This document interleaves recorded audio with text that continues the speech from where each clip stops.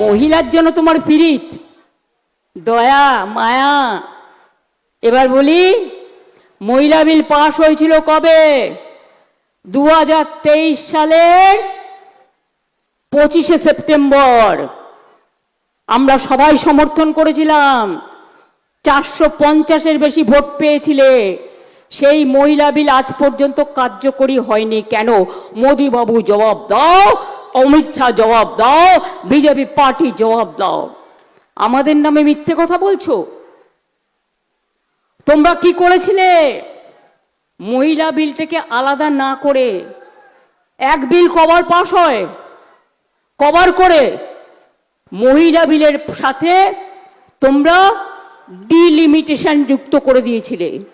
তার অর্থ বঙ্গভঙ্গ করা, তার অর্থ দেশভঙ্গ করা, তার অর্থ নিজেরা হারবে জেনে 543টা সিটের জায়গায় 850-র বেশি সিট করবার জন্য এই পরিকল্পনা করেছিলেন।